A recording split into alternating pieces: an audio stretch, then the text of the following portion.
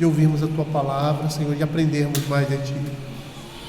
Que o Senhor, ó Pai, pela Sua graça e pela Sua misericórdia, Pai, não permita que tudo que temos ouvido, tudo que temos lido, Senhor Deus, da Tua palavra, seja em vão em nossas vidas. Mas que essas coisas, ó Senhor Deus, estejam brotando no nosso coração e estejam, Senhor, florescendo em nosso dia a dia, Pai. É o que nós pedimos, em nome de Jesus. Fala, Senhor, no coração da Tua igreja, e que nesse momento, que é o momento da pregação da Tua palavra, é o ápice, Senhor Deus, do culto, Senhor Deus.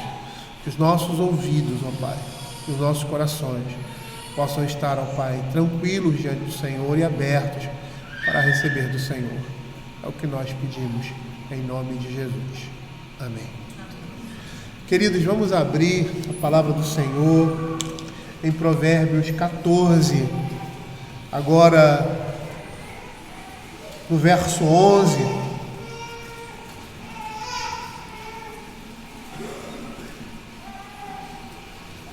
Essa subunidade foi iniciada lá no verso 8, né? E ela vai até o verso 15. Eu vou fazer essa leitura porque também ela é essencial nesse momento agora, tá? Porque nós estamos aqui diante do centro da subunidade. E aí nós paramos após a leitura e vamos iniciar a exposição do verso 11. Diz assim a palavra do Senhor: a sabedoria do prudente é entender o seu próprio caminho, mas a estultícia dos insensatos é enganadora. Os loucos amam do pecado, mas entre os retos a boa vontade. O coração conhece a sua própria amargura, e da sua alegria não participará o estranho.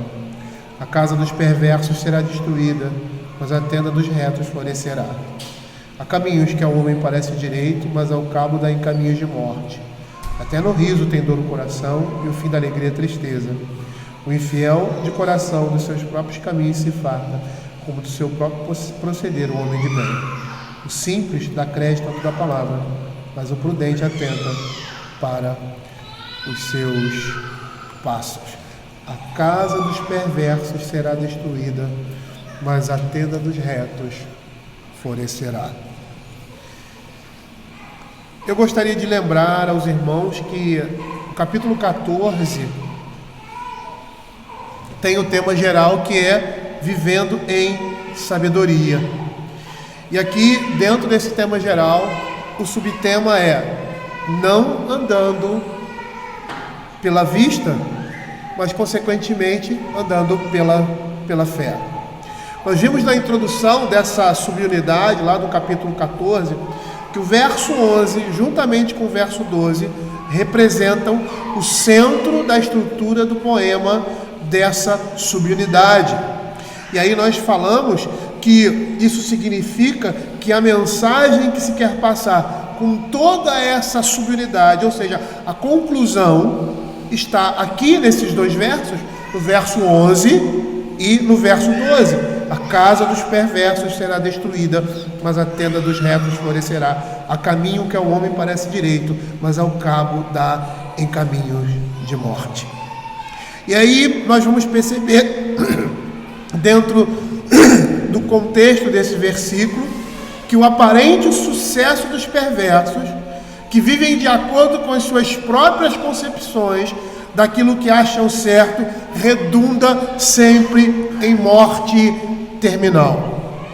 O centro da estrutura criasmática aqui vai apresentar uma mensagem que se quer transmitir como principal, ou seja, que o homem perverso e o insensato está caminhando para a morte. E é isso que toda a subunidade vai dizer quando nós lemos aqui esses paralelismos. A sabedoria do prudente é entender o seu próprio coração, mas a estultícia dos insensatos é enganadora. Os loucos zombam do pecado, mas entre os retos a boa vontade. O coração conhece a sua própria amargura e da sua alegria não participará o estranho. Até no riso tem dor no coração, e o fim da alegria é tristeza. O infiel de coração dos seus próprios caminhos se farta, como do seu próprio proceder o homem de bem. O simples dá crédito a toda a palavra, mas o prudente atenta para os seus passos. Como conclusão disso, a casa dos perversos será destruída, mas a tenda dos retos florescerá. É essa perspectiva aqui do salmista, ou seja, do autor sagrado, quando ele criou por meio da ação do Espírito Santo, criou essa estrutura, criou esses versos, a palavra de Deus aqui que está sendo trazida por meio da sua experiência, ou seja, por meio da ação do Espírito Santo na vida desse homem, em ver e perceber essas coisas. A conclusão é essa, que está aqui: a casa dos perversos será destruída, mas a tenda dos retos florescerá, por tudo isso que ele havia dito anteriormente. E é dentro desse contexto, dentro desse entendimento, que o verso 11 se manifesta: a casa dos perversos será destruída, mas a tenda dos retos florescerá. E aí nós vamos perceber que esse provérbio também nos ensina implicitamente que o discípulo de Cristo vive pela fé e não pela vista. E a primeira coisa que nos chama a atenção nesse verso é a oposição que é feita entre casa e tenda. E por que isso? Porque a casa é uma construção bem construída, bem edificada. No hebraico, esse vocábulo se refere a uma construção feita com um material sólido. As casas maiores naquele tempo e as construções oficiais eram sustentadas por colunas, elas tinham um fundamento. E aí, dentro desse contexto, casa significa mais segurança e esplendor do que uma tenda, como nós podemos ver em alguns textos da Escritura, e no desejo que Davi tinha de substituir a tenda do Senhor por uma casa. Veja aí em 2 Samuel, capítulo 7, versos de 4 a 6, quando diz assim: porém, naquela mesma noite veio a palavra do Senhor a Natã, dizendo: vai e diz a meu servo Davi, assim diz o Senhor, edificar-me-ás tu casa para a minha habitação? Porque em casa nenhuma habitei desde o dia em que fiz subir os filhos de Israel do Egito até o dia de hoje, mas tenho andado em tenda e em tabernáculo. A ideia aqui é que Davi queria construir um local específico, um local onde a presença de Deus se manifestasse, mas um local seguro, um local que fosse merecedor, vamos dizer assim, da habitação do Senhor. E é interessante, porque apesar do desejo dele vir da vontade de Deus, ele não consegue fazer isso. Quem faz isso é Salomão.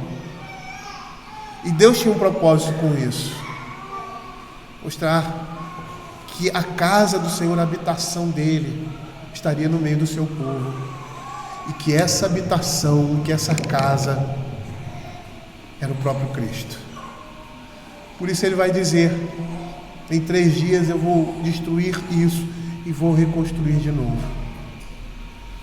Davi queria um lugar onde o Senhor pudesse ser adorado com toda a magnitude e majestade que era merecedora do Senhor.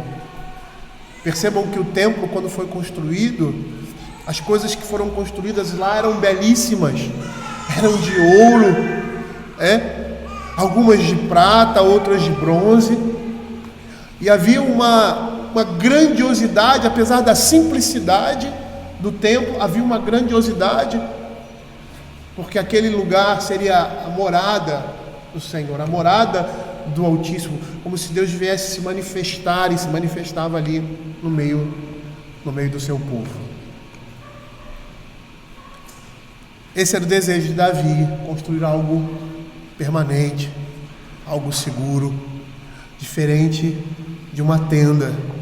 A tenda era uma habitação, geralmente, dos povos nômades, e elas eram feitas de pele de animal ou de cabra. Era geralmente uma tenda abaulada, sustentada por estacas de madeira na parte central, e composta de várias cortinas escuras feitas de pele de cabra. E era presa com cordas e amarradas com estacas. E dificilmente era a habitação de um indivíduo, Dificilmente a habitação do indivíduo era chamada por uma tenda, mas por casa. Aqui no original é bait. A tenda era algo frágil comparado com uma casa que podia ser facilmente desmontada para seguir viagem. Os nômades faziam isso, construíam tendas, e tendas enormes. Às vezes nós vemos nesses filmes antigos, não falam desses tempos, aí aquelas pessoas, principalmente os exércitos, e os nômades, mas os exércitos montavam suas tendas e ali habitavam por um determinado tempo, e quando saíam dali, tiravam todas aquelas coisas e carregavam e montavam em outro lugar. A tenda era algo transitório, passageiro. E o que o autor de Provérbios quer nos mostrar com essa comparação? O autor sagrado aqui está querendo nos mostrar que a casa dos ímpios, ainda que edificada de maneira forte e imponente, ela vai se desfazer. Ela será reduzida à pobreza e à desgraça, e por fim será extinta. E por quê? Os motivos foram apresentados aqui. Mas não é só por isso. Como consequência disso, a palavra do Senhor diz que a maldição do Senhor está sobre a casa dos perversos. É o que diz Provérbios capítulo 3, verso 33. Veja aí.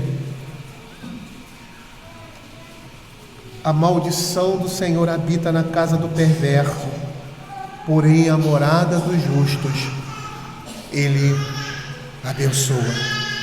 E por que isso? Porque o pecado é a ruína das grandes famílias. E quando nós estamos falando de casa aqui, nós não estamos falando de uma construção física, mas estamos falando das pessoas que moram dentro dessa casa. Nós estamos falando de famílias. É disso que nós estamos falando aqui. É disso que a palavra de Deus fala. Abram aí o Salmo 127. Vejam o que o Salmo 127 vai dizer. Se o Senhor não edificar a casa, em vão trabalhos que edificam. Se o Senhor não guardar a cidade, em vão vigia a sentinela. Inútil vos será levantar de madrugada, repousar tarde, comer o pão que penosamente granjeaste. Os seus amados ele dá enquanto dorme. Herança do Senhor são os filhos. Fruto do vento, seu galardão. Feliz o homem que enche deles a sua aljava. Não se está falando aqui em uma construção física, mas o que essa construção física representa? Representa as pessoas, representa uma família, representa um povo. O Salmo 127 e o Salmo 128 nos mostra uma família que vive e que é sustentada pela graça de Deus. O Salmo 127 diz: se o Senhor não edificar a casa, em vão trabalhos que edificam. E o Salmo 128 mostra uma casa que é edificada pelo Senhor. Bem-aventurado aquele que anda, aquele que teme ao Senhor e anda nos seus caminhos. Do trabalho de suas mãos comerás, feliz serás e tu te irá bem. Tua esposa no interior da tua casa será como uma videira frutífera. Perceba que o trabalho no ambiente familiar é importante, porque é dele que vem o sustento, é dele que vem o crescimento saudável da família, porque o homem do lar é aquele que traz o seu sustento, que sustenta e que cuida. E aí você vê a outra parte familiar, que são os filhos, que é a família como um todo, que é a vida dessas pessoas. Quando ele diz: tua esposa no coração da tua casa será como uma videira frutífera, teus filhos como rebento de oliveira à roda da tua mesa, são heranças do Senhor, serão abençoados, serão belos. E aí ele no verso 4 diz: eis como será abençoado o homem que teme ao Senhor, eles serão prósperos. E por que serão prósperos? Porque bem-aventurado aquele homem que teme e anda nos seus caminhos. Bem-aventurado aquele homem em que o Senhor edifica a sua casa. São pessoas que moldam suas vidas no temor do Senhor. E por mais que sejam simples, sem poder ou autoridade em sua comunidade, desconhecidas, elas irão prosperar para a vida eterna. O livro de Provérbios também nos mostra como edificar uma casa. E como se edifica uma casa na perspectiva do livro de Provérbios, seguindo os mandamentos do Senhor. Provérbios capítulo 7, verso 2, quando ele diz assim: guarda os meus mandamentos e vive, e a minha lei como a menina dos seus olhos.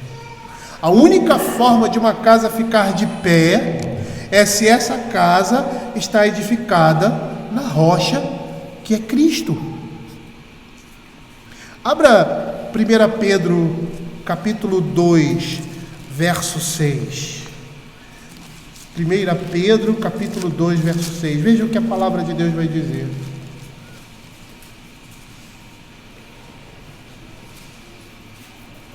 Eu vou ler o verso 4. Chegando para vós para ele, a pedra que vive, rejeitada assim pelos homens, mas para com Deus eleita, preciosa. Também vós mesmos, como pedras que vives, sois edificados casa espiritual, para ser sacerdócio santo, a fim de oferecer sacrifícios espirituais agradáveis a Deus, por intermédio de Jesus Cristo. Verso 6. Pois isso está na Escritura: eis que põe em céu uma pedra angular, eleita e preciosa, e quem nela crer não será de modo algum envergonhado. A única forma de uma casa ficar de pé é se ela está fundamentada nessa rocha que é Cristo. E como se fundamenta? Como que eu posso estar em Cristo? Como eu posso estar fundamentado nessa rocha? É simples. Lá em Mateus capítulo 7, nos versos 24 e 25, ele mostra como estar sustentado nessa rocha. Diz assim: todo aquele, pois, que ouve essas minhas palavras e as pratica, será comparado a um homem imprudente que edificou a sua casa sobre a rocha, e caiu a chuva, transbordaram os rios, sopraram os ventos, e deram com ímpeto contra aquela casa, que não caiu, porque foi edificada sobre a rocha. Nós, como homens, estamos sempre querendo deixar alguma coisa para os nossos filhos, algum legado.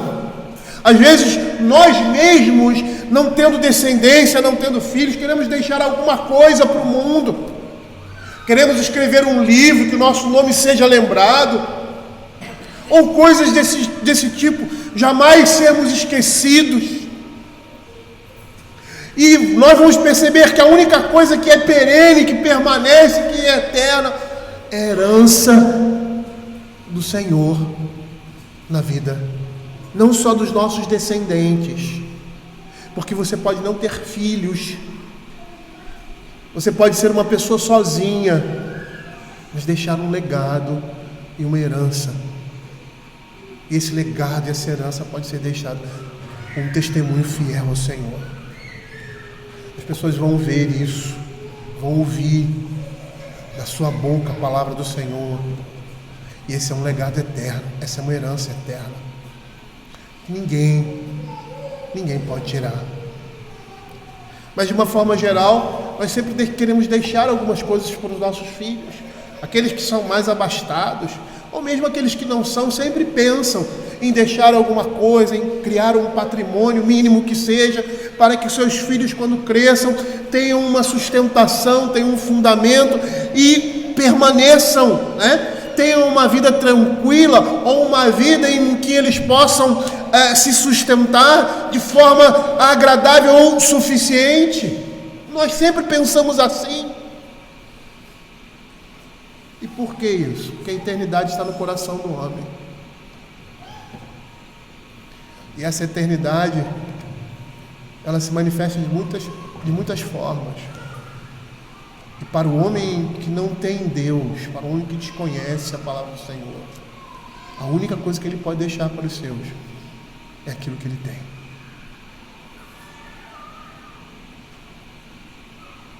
E não é errado isso, pensar e prover o futuro. E nós fazemos isso constantemente. Constantemente fazemos isso, sem pensarmos muitas vezes, no automático. E esquecemos que esse sentimento, que nós temos de prover está ligado à nossa salvação. Está ligado à nossa profissão de fé. Está ligado à necessidade que nós temos de deixar um legado nesse mundo. Que legado é esse? Aquele foi um homem, aquela foi uma mulher temente ao Senhor. E esse legado ninguém pode tirar. Muitas pessoas podem não conhecê-lo, até mesmo o seu vizinho, mas o Senhor conhece e sabe. Abra 1 Reis, capítulo 11, verso 32. Veja o que a palavra de Deus fala para Jeroboão. Jeroboão agora ele vai assumir a segunda parte aí, as 12 tribos, não é 12 não, as 10 tribos e meia de Israel. Isso por causa do pecado de Salomão, e o Senhor, pela graça, pela misericórdia dele, não tirou o reino dele, mas tirou do seu filho. E Roboão fez uma escolha imprudente e não sábia, insensata, que redundou na divisão do povo de Israel. E Jeroboão torna-se esse homem que iria assumir o povo de Deus e tinha uma responsabilidade como rei. E aí o Senhor diz para ele assim: se ouvires tudo que eu te ordenar, e andares nos meus caminhos, e fizeres o que é reto perante mim, guardando os meus estatutos. 1 Reis, capítulo 11, verso 38. 1 Reis, capítulo 11, verso 38. Se ouvires tudo que eu te ordenar, e andares nos meus caminhos, e fizeres o que é reto perante mim, guardando os meus estatutos e os meus mandamentos, como fez Davi meu servo, eu serei contigo, e te edificarei uma casa estável, como edifiquei a Davi, e te darei a Israel. O que ele quer dizer com casa estável? Ele quer dizer a sua descendência, a sua família e, consequentemente, o seu reino, porque ele seria rei de Israel. E como ter uma casa estável? Ouvindo o que o Senhor ordena, andando nos seus caminhos e fazendo o que é reto perante Ele, guardando os seus mandamentos e os seus estatutos. Essa é a única forma de ficar em pé e ter uma casa estável, edificada na rocha. E para fazermos isso, ou para termos isso, nós precisamos ter fé, crer na palavra de Deus. Porque somente aqueles que creem na palavra de Deus é que podem viver assim, é que podem viver debaixo dessas instruções, e que são instruções, como diz a palavra do Senhor, que vão trazer prosperidade, que vão nos fazer florescer nesse mundo. O autor sagrado, ele faz essa afirmação porque uma vida não pode subsistir se não estiver sustentada nos ensinos da palavra de Deus. Muitos pensam que suas moradias são firmes e estáveis, mas quando a calamidade os toca, eles percebem que são pobres, miseráveis e nus. Como diz lá Apocalipse capítulo 3, verso 17: pois diz, estou rico e abastado e não preciso de coisa alguma, e nem sabes que tu és infeliz, sim, miserável, pobre, segue nu. E a igreja ali era uma igreja rica, a cidade era uma cidade próspera, eles tinham tudo, financeiramente falando, tinham conforto, mas com relação à palavra de Deus, eles estavam completamente desprovidos. Muitas pessoas estão apegadas a coisas desse mundo e buscam o que o mundo pode oferecer de segurança, mas esquecem daquilo que é essencial. E o Senhor Jesus, certa vez, falando com um jovem, às vezes os nossos olhos, nesse texto da Escritura, se voltam somente para a parábola.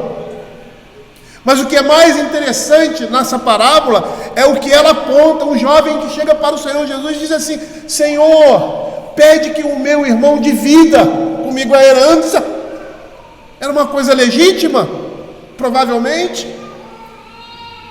Não sei, o texto bíblico não diz ali se ele tinha sido injusto, né? A gente sabe que em Israel o filho primogênito ele levava a maior parte da herança, porque ele substituía o pai, e se alguém na família tivesse alguma necessidade, ele deveria suprir essa necessidade. Então a porção maior era dele, a responsabilidade também, e o peso maior dessa responsabilidade também estava sobre ele. E a gente não sabe ali, porque o texto da Escritura não especifica, mas o Senhor claramente vê a avareza no coração daquele jovem e conta essa parábola. E quantos de nós somos assim, avarentos com aquilo que temos, e não estamos percebendo isso, e estamos igual ao jovem que o Senhor olhou no seu coração e aí produziu essa parábola. Disse: quem me fez juiz ou intermediário entre vocês? E aí ele conta a parábola de um homem que estava tão preocupado com aquilo que ele tinha, tão preocupado com esse mundo, com as coisas desse mundo, que se esqueceu do Senhor. E o modo como isso é caracterizado, o esquecimento das coisas de Deus, é demonstrado pelo envolvimento com as coisas desse mundo, com o seu coração nessas coisas. Não é pecado o homem reter aquilo que tem, ou o homem de posses guardar ou investir para o futuro. O errado é colocar o coração nisso e se esquecer do Senhor. O Senhor Jesus já havia falado isso para os seus discípulos, e o capítulo 12 de Lucas fala desse contexto da ansiosa solicitude pela vida. Ele diz: olha, os gentios buscam essas coisas, buscar em primeiro lugar o reino de Deus. E veja o que ele disse na parábola, lá em Lucas capítulo 12, versos 18 a 21, ele diz assim, o finalzinho da parábola, e disse: farei isto, destruirei os meus celeiros, reconstruí-los-ei, maiores ainda, recolherei todo o meu produto e todos os meus bens. Então direi à minha alma: tens em depósito muitos bens para muitos anos, descansa, come, bebe e regala-te. Mas Deus lhe disse: louco, esta noite te pedirão a tua alma, e o que tens preparado, para quem será? Assim o que tesoura para si mesmo, e não é rico para com Deus. Quando nós olhamos esses textos, nós pensamos que esse texto aí se refere só a pessoas ricas, as pessoas que têm muito dinheiro, muita condição, mas essa mensagem é direcionada para os discípulos, que eram pessoas simples, que eram pessoas como nós, que trabalhavam e recebiam do seu trabalho, eles não viviam de renda, não eram milionários, não tinham muitas posses, alguns até tinham, como Mateus, que era publicano. E aí o que eles dizem para o Senhor Jesus? Quando o Senhor está ali conversando com aquele jovem rico: nós tudo deixamos e te seguimos. Às vezes nós pensamos que somente são as pessoas abastadas ou que têm muito dinheiro que têm esse tipo de comportamento, mas estamos redondamente errados. Você pode morar num casebre e ter esse mesmo tipo de comportamento. E eu não sei se essa fala que eu vou dizer, ela não é 100% correta, mas muitas vezes os pobres têm mais esse desejo do que as próprias pessoas ricas. e colocam mais ainda o seu coração nas riquezas ou no mundo do que as pessoas mais abastadas. Porque não depende da condição do homem ser pobre, rico, depende simplesmente do seu coração, em quem ele confia, aonde está a sua segurança. Investem em coisas materiais e se esquecem do reino de Deus, buscam alegria, o prazer e a satisfação que uma vida sem compromisso com Deus supostamente pode oferecer. Lembra de Eclesiastes? Quando ele fala do jovem e diz para o jovem se recrear e alegrar na sua juventude, fazer tudo aquilo que deseja o seu coração, né? E aí fazer tudo aquilo que deseja o seu coração não é viver uma vida de pecado, mas fazer tudo aquilo que a juventude, a força e o vigor e o prazer que essa idade proporciona possa dar. Mas ele diz assim, lembre-te que um dia você vai estar diante de Deus. Ou seja, é como se ele estivesse dizendo assim: faze todas essas coisas, mas no temor do Senhor. É essa a conclusão do livro de Eclesiastes. E aí nós poderíamos encaixar nisso aí até aqueles que se enganam por meio de uma religiosidade sem compromisso. Mas o que sempre essas pessoas encontram, como diz o livro de Provérbios, é a destruição e o conflito que vivem em seus corações. Por quê? Porque lhes falta o essencial. Por isso que Provérbios capítulo 14, verso 10 diz assim: o coração conhece a sua própria amargura. E nós vimos que as aparências enganam, e muitos se deixam levar por esse engano, querendo até mesmo ter a sorte dos ímpios.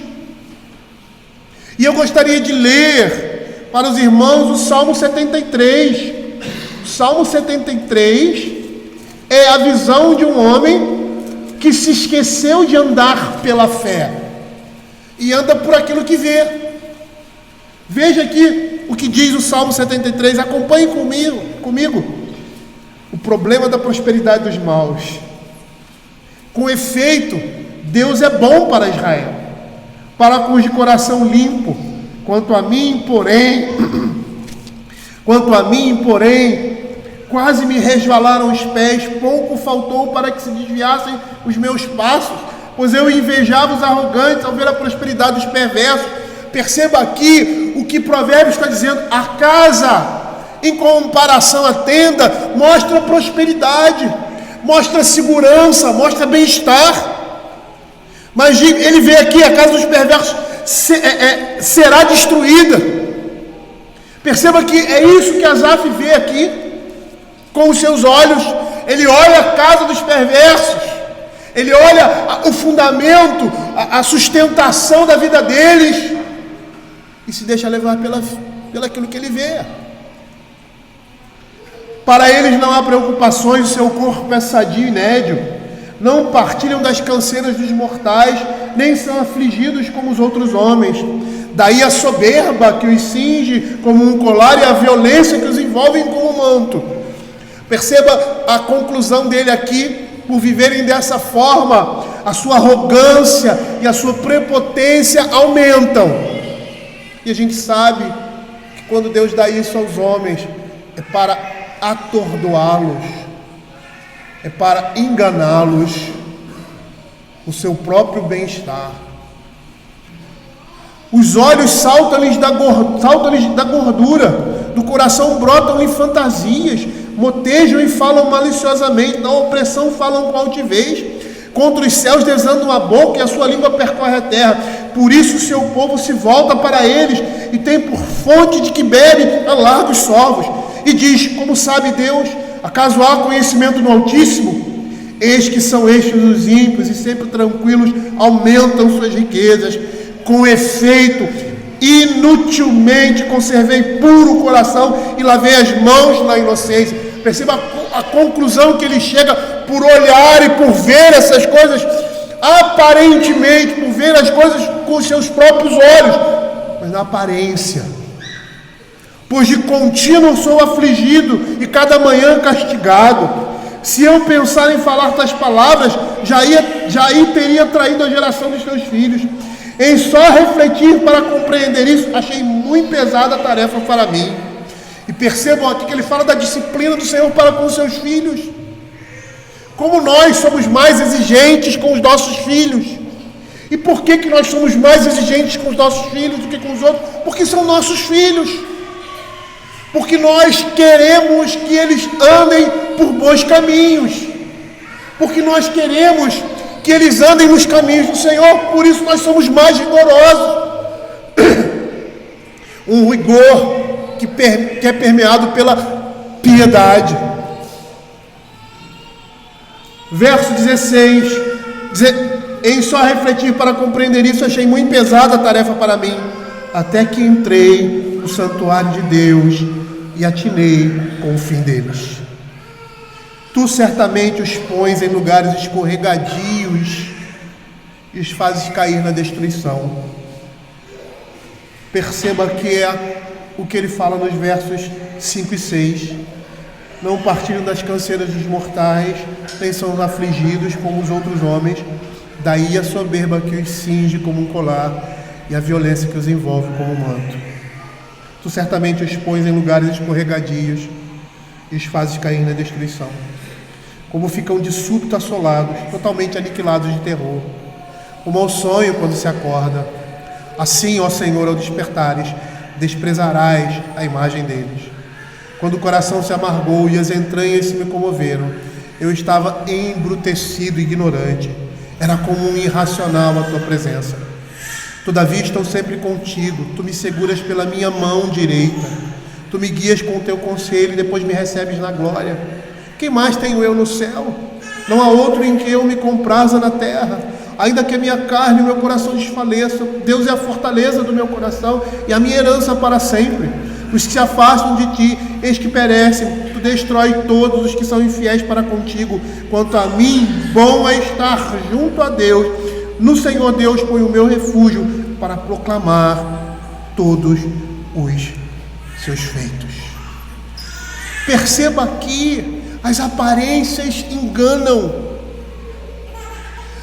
Os nossos olhos não conseguem muitas vezes ver a realidade do mundo, mas nós não andamos por aquilo que vemos, nós andamos por aquilo que a palavra de Deus fala. E o poeta sagrado chega a essa conclusão, pois como sábio ele prescrutou todas as coisas e viu a vaidade que representa esse mundo sem o temor do Senhor. Por isso lá em Eclesiastes capítulo 12, verso 8, 13 e 14, ele vai dizer assim: vaidade de vaidade, diz o pregador, tudo é vaidade. Verso 13 e 14, de tudo que se tem ouvido, a suma é: teme a Deus e guarda os seus mandamentos, porque isto é o dever de todo homem, porque Deus há de trazer a juízo todas as obras, até as que estão escondidas, quer sejam boas, quer sejam más. Salomão conclui que a casa do perverso será destruída. Por quê? Porque eles não preferiram o temor do Senhor, como diz Provérbios capítulo 1, verso 29, porque aborreceram o conhecimento e não proferiram o temor do Senhor, não quiseram o meu conselho, desprezaram toda a minha repreensão. Portanto, comerão do fruto do seu procedimento e dos seus próprios conselhos se fartarão. E perceba aqui claramente a diferença entre o justo e o ímpio. Porque muitas vezes, como o jovem aqui de Provérbios, lá no capítulo 3, não seguiu a instrução do Senhor. E como nós vimos lá no verso 11 e 2, o Senhor veio de uma forma incisiva e forte, ao ponto de ele não suportar o juízo de Deus, ou seja, a disciplina de Deus sobre ele. Mas o que ele fez? Ele se arrependeu do seu pecado. Ele não come do fruto do seu procedimento e nem se farta dos seus próprios conselhos. Mesmo o crente, quando cai, ele se volta ao Senhor.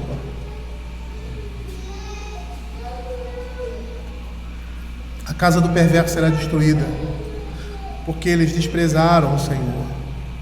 Eles rejeitam aquele que é o dom da vida. Como João, no seu Evangelho, lá no capítulo 3, versos 19 e 20, diz que fizeram com Cristo. E diz assim a palavra de Deus: o julgamento é este, que a luz veio ao mundo, e os homens amaram mais as trevas do que a luz, porque as suas obras eram mais. Pois todo aquele que pratica o mal aborrece a luz, e não se chega para a luz, a fim de não serem arguidas as suas obras. De uma forma simples, o que ele está dizendo aqui? A luz veio ao mundo, o Senhor veio, e aqueles que não eram da luz rejeitaram essa luz. Eles não aguentavam ficar próximo a essa luz. Aquilo mexia com o seu interior. Eles ficavam inquietos porque estavam diante do Santo de Deus. E aquela santidade, aquela pureza os incomodava.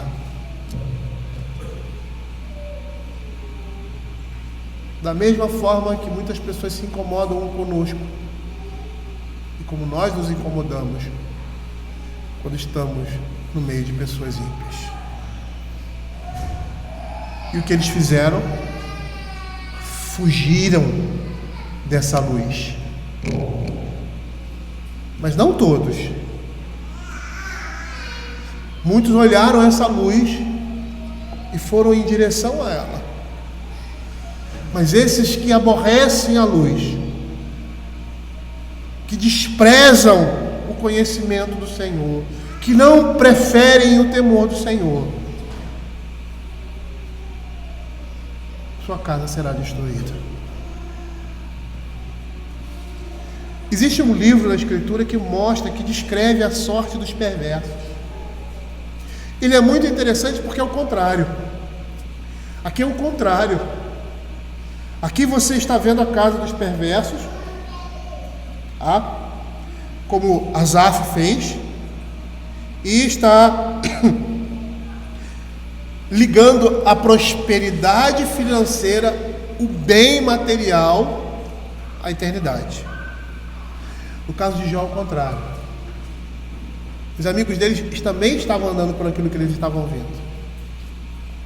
E eles estavam olhando a situação de Jó, e por entenderem certamente que o fim dos perversos é esse, eles ligaram uma coisa com outra. Disseram assim: então Jó é um homem ímpio. Mas também a visão deles foi distorcida. Também eles estavam andando por aquilo que eles estavam vendo. O que eles estavam dizendo era a realidade, mas não se aplicava ali no caso de Jó. Abra Jó capítulo 18, verso 14, 15 e 21. Citamos já várias vezes nessa pregação a situação de Jó. Inicialmente, quando seus amigos chegaram e viram a sua condição e se apiedaram dele. Ficaram 7 dias acompanhando Jó, o seu sofrimento, e não falaram nada. E como eu disse, eles deveriam permanecer calados, mas eles começaram a fazer julgamentos. E aí no verso 18, capítulo 18, verso 14 e 15 e 21, você vê um dos amigos de Jó dizendo assim: e o que ele fala não está errado. Não está errado, a aplicação que ele faz é errada. Diz assim: o perverso será arrancado da sua tenda, onde está confiado, e será levado ao rei dos terrores. E perceba aqui que ele usa a expressão tenda como algo frágil. Nenhum dos seus morará na sua tenda, espalhar-se-á enxofre sobre a sua habitação. Veja aí o verso 21, todas são na verdade as moradas do perverso, e este é o paradeiro de quem não conhece a Deus. Abra Jó capítulo 20, versos de 26 a 28. Veja o que a Escritura vai dizer, mais uma vez, agora da calamidade que vem ao perverso. Todas as calamidades serão reservadas contra os seus tesouros. Fogo não assoprado consumirá, fogo que se apacentará do que ficar na sua tenda. Os céus lhe manifestarão a sua iniquidade, a terra se levantará contra as riquezas de sua casa serão transportadas, como águas serão derramadas no dia da ira de Deus.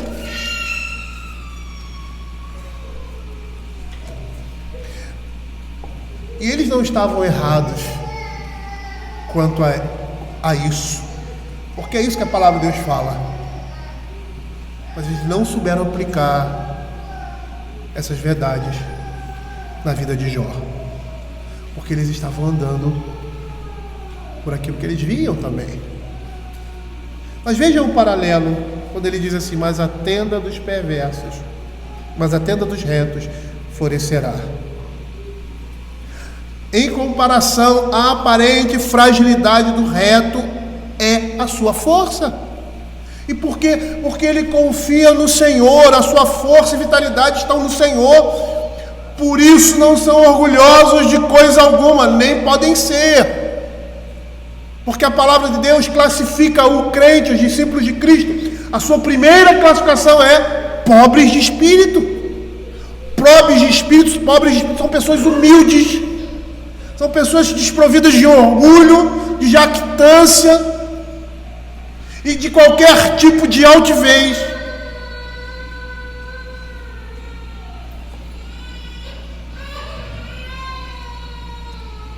Por isso, eles são classificados dessa forma, como bem-aventurados.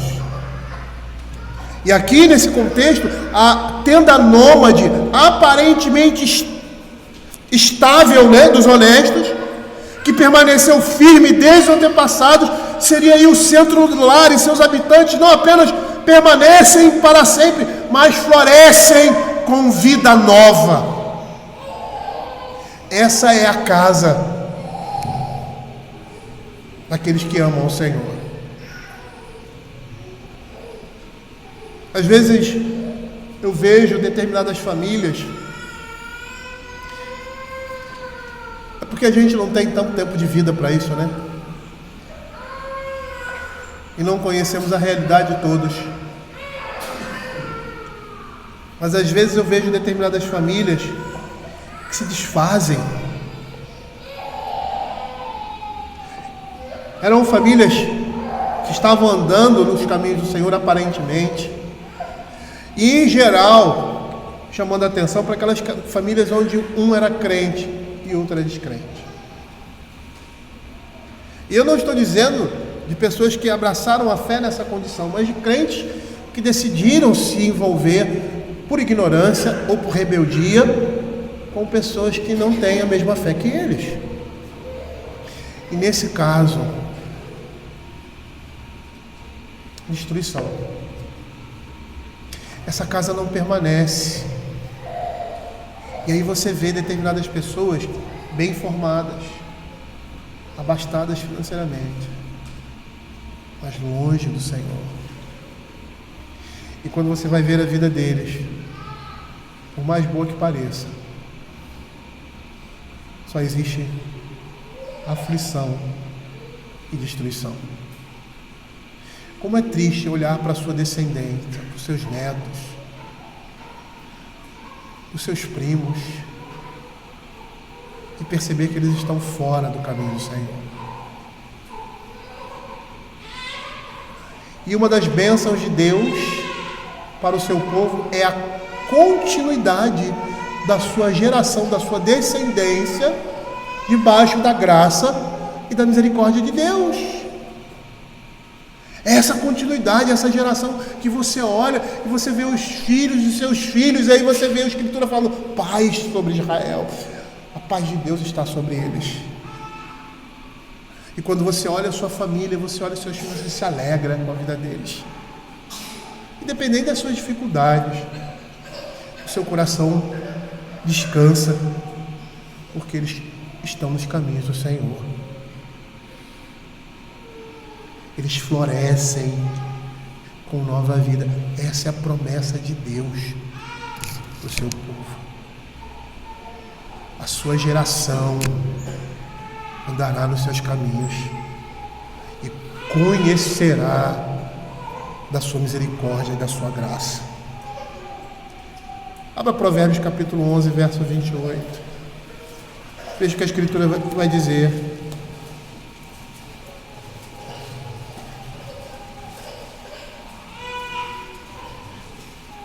Quem confia nas suas riquezas cairá, mas os justos reverdecerão como a folhagem.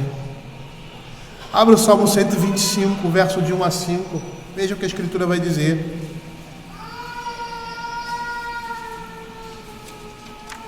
A tenda dos retos florescerá. Os que confiam no Senhor são como o monte de Sião, que não se abala, mas firme para sempre. Como ao redor de Jerusalém estão os montes, assim o Senhor em redor do seu povo, desde agora e para sempre. O cetro dos ímpios não permanecerá sobre a sorte dos justos, para que o justo não estenda a mão à iniquidade. Era isso que Asaf estava fazendo. Estava quase estendendo a sua mão à iniquidade. Faz o bem, Senhor, aos bons e aos retos de coração, quanto aos que se desviam para sendas tortuosas, levá-los ao Senhor, juntamente com os malfeitores, paz sobre Israel. Veja o que diz o Salmo 92, versos 12 a 15. Sabe quando nós desconhecemos essas coisas?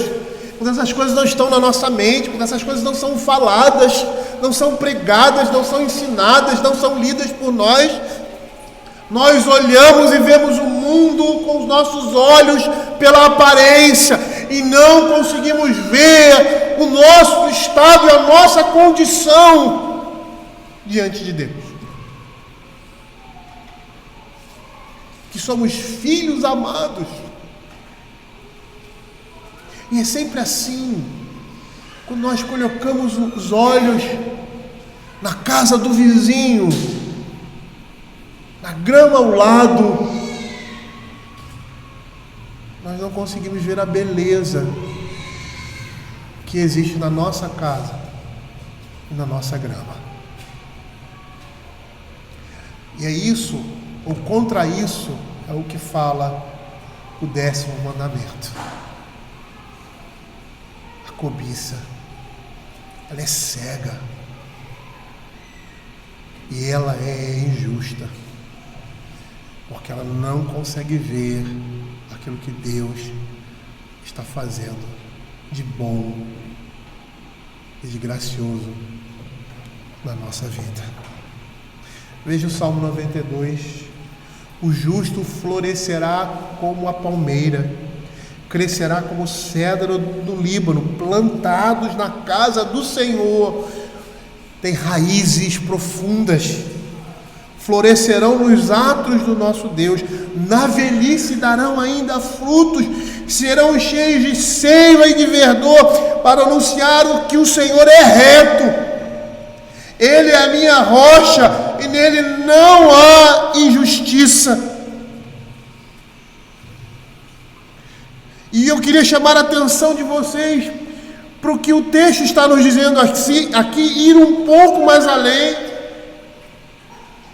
A tenda é a essência de uma vida nômade. Ele diz, a tenda dos perversos, aqui ele chama de tenda a casa dos perversos, dos justos, desculpa. A tendência é a essência de uma vida nômade. E a casa, ou melhor, é a casa daqueles que sabem que não tem posse nesse mundo e aguardam uma casa não feita por mãos humanas. Eu não sei se essa era a intenção do poeta sagrado aqui, mas aqui nós temos um retrato da nossa realidade, não só nesse aspecto. Abra 2 Coríntios capítulo 5, verso 1. versos de 1 a 7.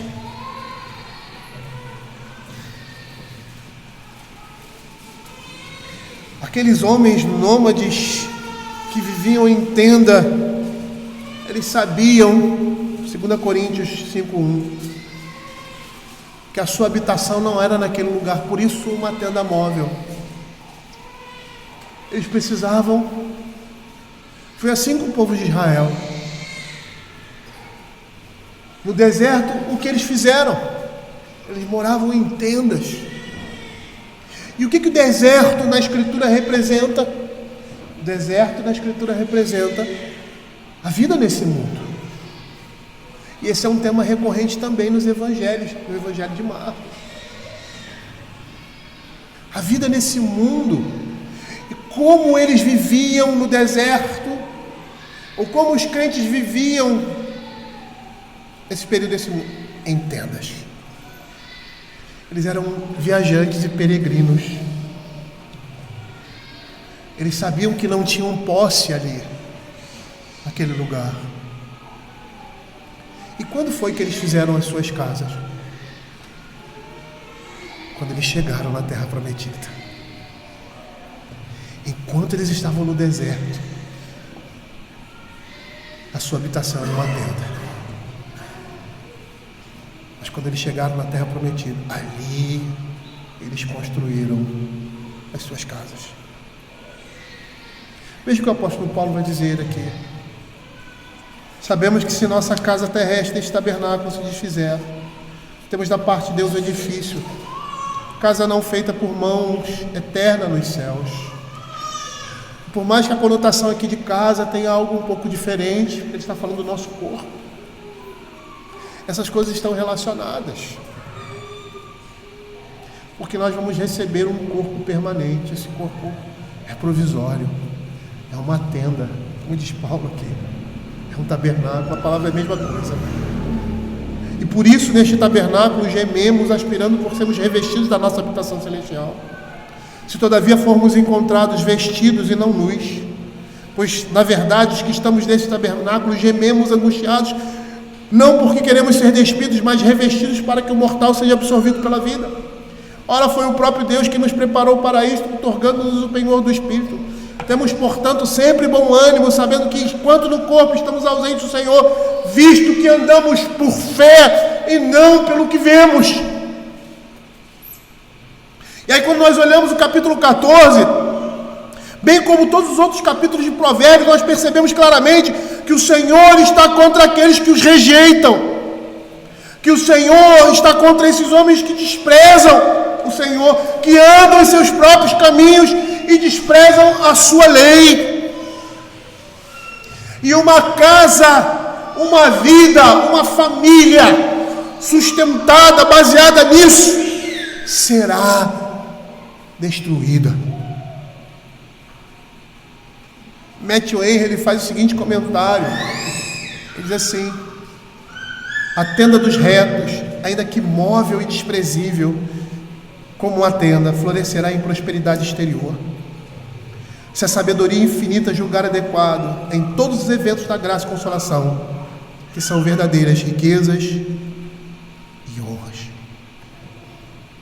Eu gostaria de terminar essa nossa exposição voltando à introdução que nós tivemos no início. Nós falamos que esse texto, essa subunidade tem como tema andando pela fé, ou seja, não andando por aquilo que se vê, andando pela fé e não o que aparentemente nós vemos.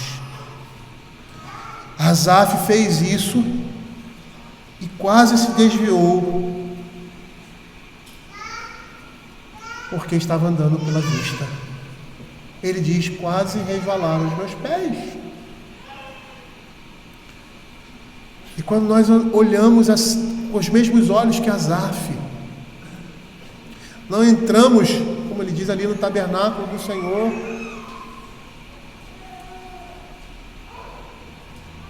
nós podemos também nos desviar. E ele diz ali que se ele saía um pouquinho da tangente, o Senhor vinha com a sua mão sobre ele. E ele não reconhecia que isso era bênção. Era uma ação de um pai amoroso, enquanto os ímpios estavam sendo deixados à sua própria sorte. Ou então, como os amigos de Jó, que levados pela aparência, condenam um homem justo à impiedade, pois o que acontecia com ele, aparentemente, era o que acontece com os ímpios. E apesar de o pecado sempre conduzir à morte, a punição do pecador é destinada para o outro mundo, pois estamos no deserto. Nós pegamos as nossas tendas, desarmamos e armamos em outro lugar, enquanto os perversos fazem casas nesse mundo.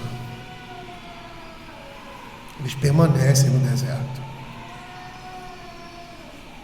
E por que isso?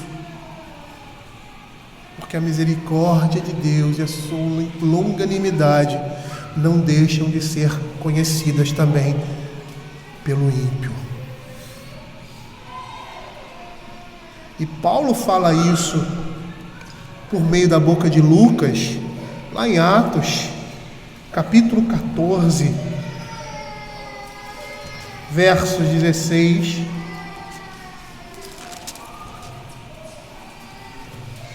e 17, quando ele diz que estava anunciando o Evangelho, para que daquelas coisas aqueles homens se convertessem. E que coisas eram essas? Da sua idolatria, do seu pecado.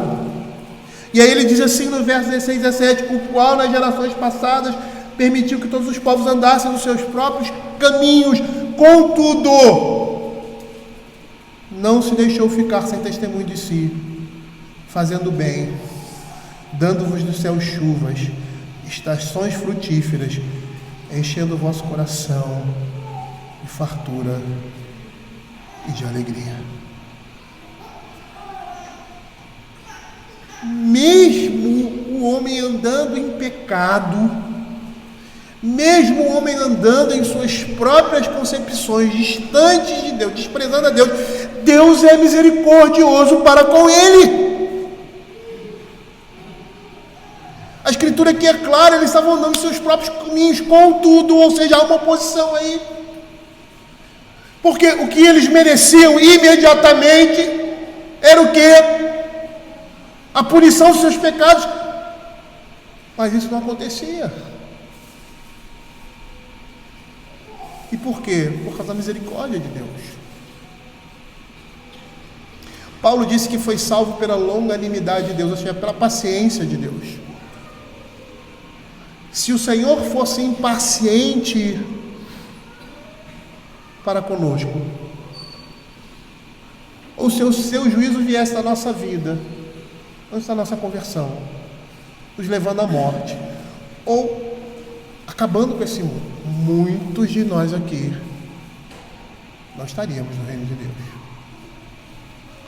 Por isso que Paulo diz que foi salvo por essa longanimidade, por essa paciência que se estendeu por causa dos seus pecados, até salvá-lo. Por isso também chama os homens ao arrependimento. E mais uma vez, pela boca de Lucas, Paulo, lá em Atos capítulo 17, verso 28, ele diz assim: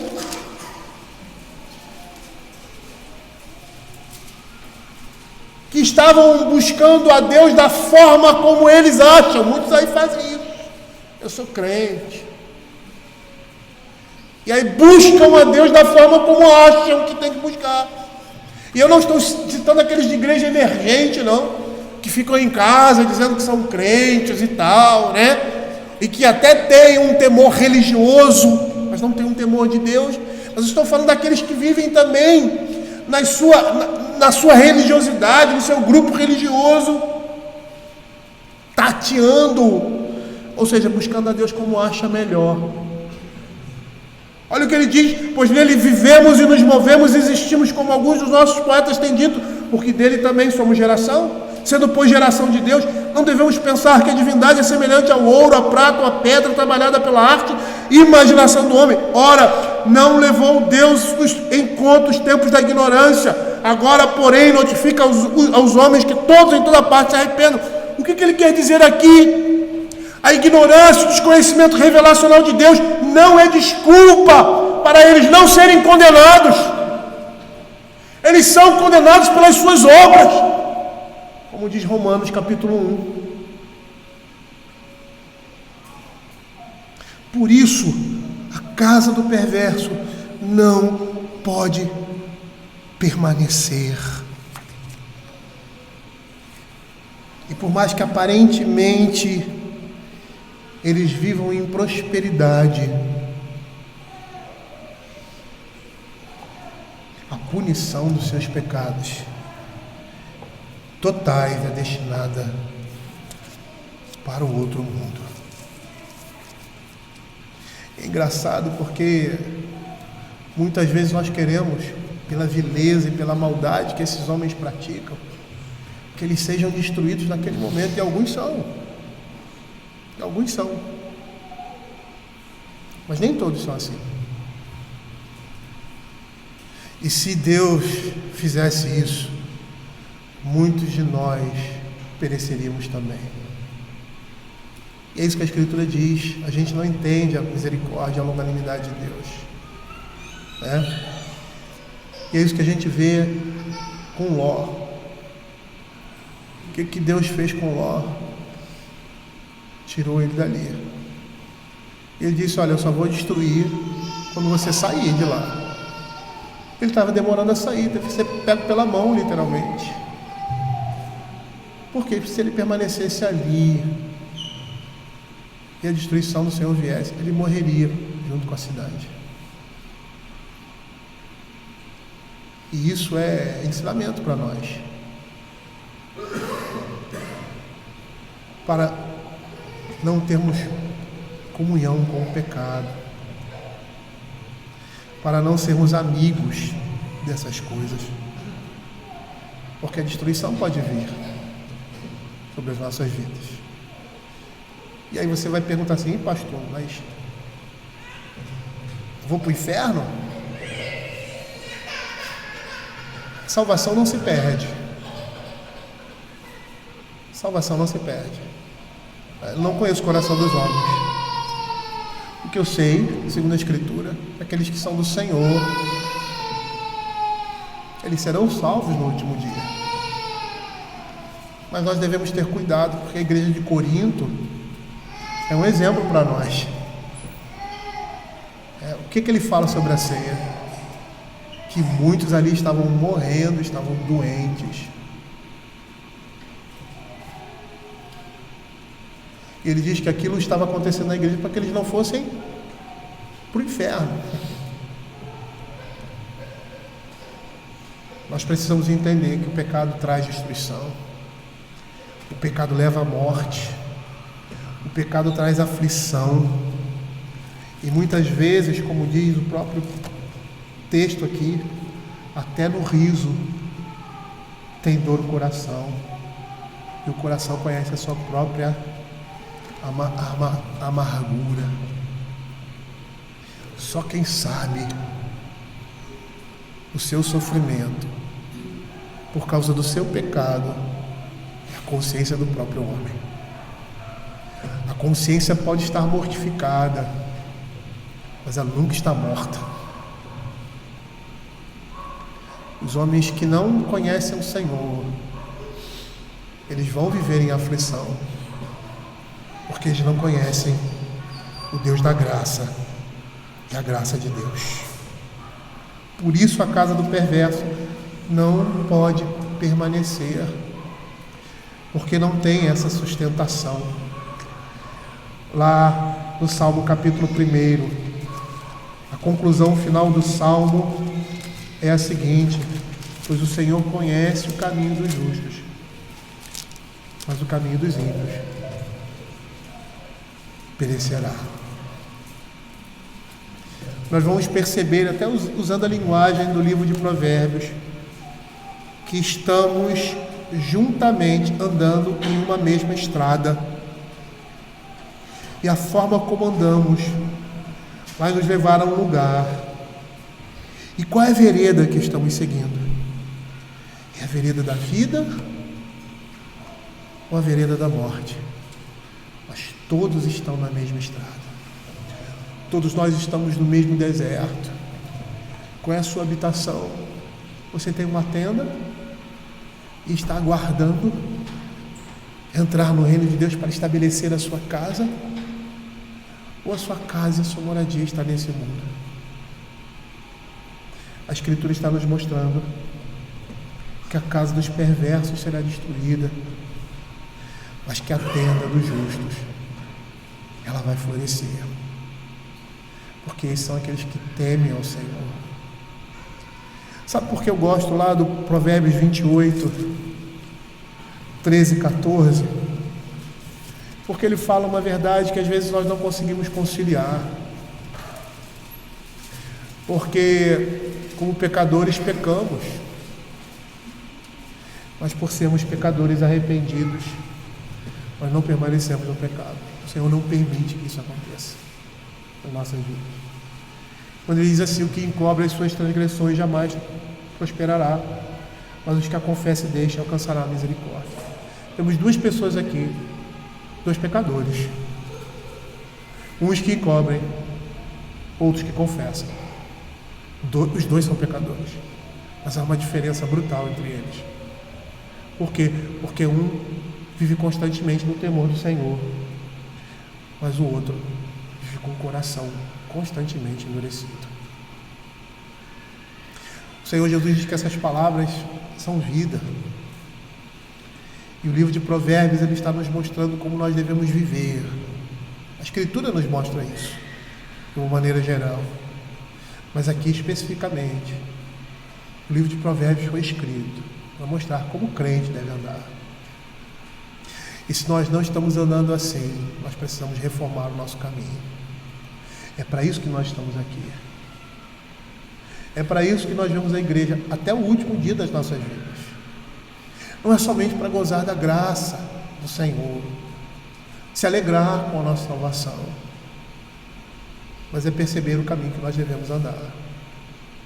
Porque quando nos afastamos desse caminho, nós nos afastamos do Senhor. Nós deixamos o Senhor.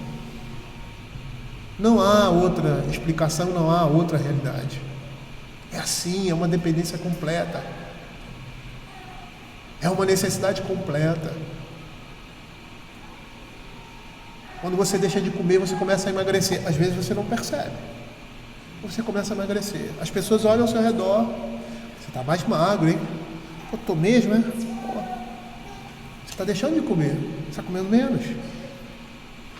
Aí daqui a pouco, uma pessoa que não vê você há uns 6 meses, olha, você está um palito. Aí ele toma aquele susto. Rapaz, como você emagreceu?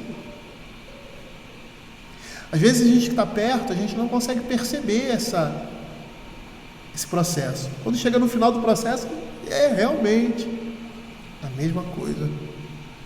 Aqueles que deixam de se utilizar no meio da graça de Deus, eles estão emagrecendo, eles estão definhando. E se eles não voltarem a essa dieta, não se encherem no Senhor, como mostra o salmista,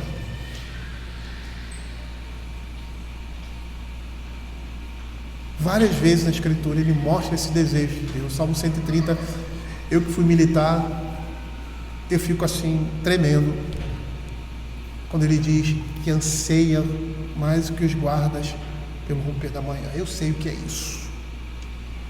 E olha que eu não vivi em tempos como eles, que eram tempos de guerra. O perigo noturno era constante. Ou quando ele diz ali, assim como a corça anseia pelas correntes das águas. Quem gosta de ver aqueles filmes de National Geographic, aqueles documentários, sabem que no Serengeti a vida gira em torno da água. quando as chuvas caem, param, e a seca toma aquele lugar, esses animais em bando vão para os lugares onde ainda existem águas. Só que esse lugar é um lugar extremamente perigoso, porque todos os outros animais estão lá. Os leões, os crocodilos, todos estão lá, todos. Mas ele vai para lá, porque ali é a fonte das águas. E muitos morrem pelo desejo ávido de saciar a sua sede. É assim que deve ser a vida do crente. Porque se não for assim, eu não sei qual será o final dessa caminhada, dessa jornada. O que eu sei é que a tenda dos perversos, que a casa dos perversos será destruída, mas que a nossa habitação vai florescer. Isso é promessa de Deus. Vamos orar?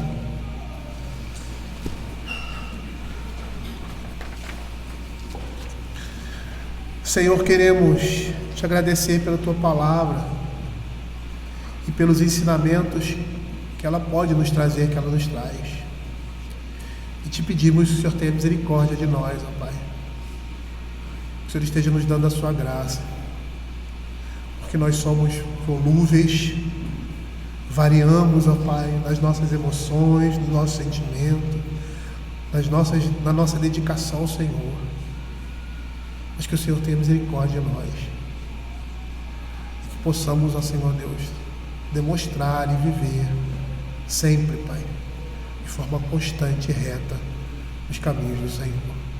É o que nós pedimos, em nome de Jesus. Amém.